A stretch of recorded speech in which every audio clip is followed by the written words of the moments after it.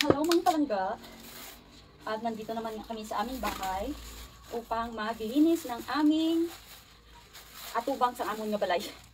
Mangilamon kita. Yung area na ito yung nasa atubangan sa amon nga balay. Kagamuman ini siya ang magiging parking area sang akon nga bana in the future. Pero for now kasi is linisan ko muna siya. Ang dami palang nagtatanong kung bakit yung bahay na namin is nakaseparate yung aming kitchen tsaka yung toilet. Dito ko nasasagutin kasi ang dami talagang nagtatanong. Na ito is typical na dalawang pamilya yung nakatira. Kaya nakaseparate yung kitchen namin tsaka yung tawag dito yung toilet. Pero meron na kaming plano ng aking asawa na i-connect lang namin siya dito sa may main na bahay. May nagtatanong rin pala sa akin kung taga saan ako. Ako po ay taga Iloilo. Yung province ko po is Iloilo. That's why ako ay nagsasalita ng Ilonggo. Ako po ay isang Ilongga na nakapangasawa ng Romanian. Kaya dito po ako ngayon sa Romania nakatira. Kasi dito yung trabaho ng aking asawa. So, marami na akong dalda. Sa sunod ko na naman sasagutin yung mga katanungan nyo sa akin. Pero for now, is bilisan ko muna yung paghihilamon kasi medyo malapad dito sa may harapan ng aming bahay. So, samahan nyo ako.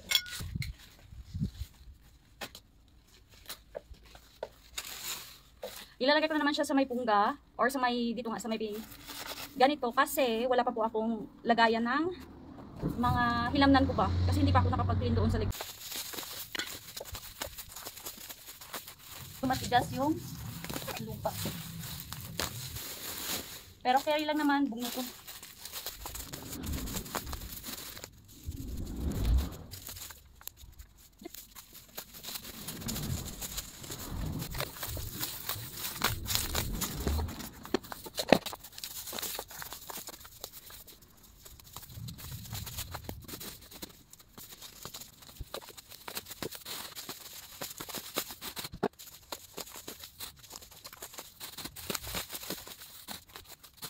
I-try natin sa dulon kung madasig siya.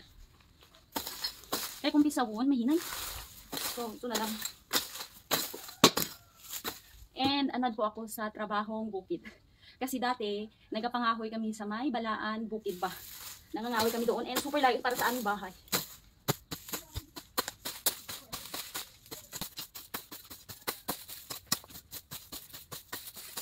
Yung mahirap lang talaga yung roses. Kasing dami tinik. Tulad nito oh.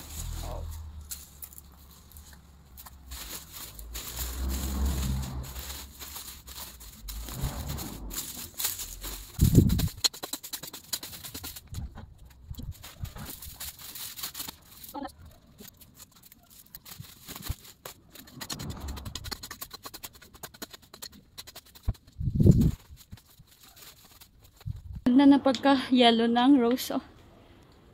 Diba? It's pretty.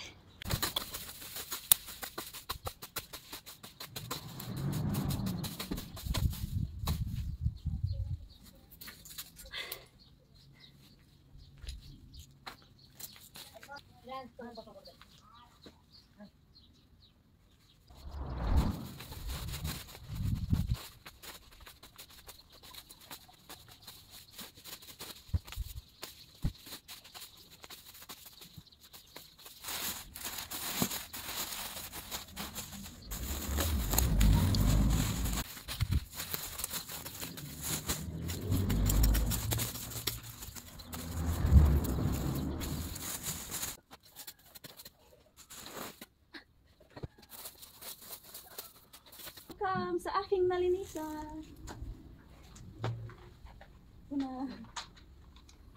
Tapos na ako.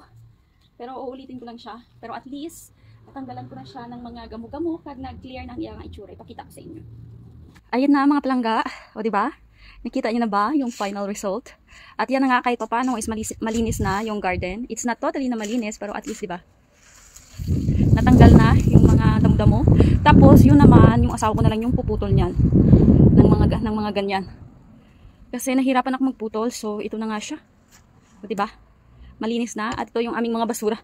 Dito ko na siya nilagay para madali na lang siya akwaton sang akon nga bana. Then ito naman yung susunod ko na lilinisan. Diba hindi ko to siya natapos. Yun lang yung natapos ko. Ito. Tsaka hanggang dito. Tatapusin ko yung paghihilamon ko. Super sarap ng hangin ngayon.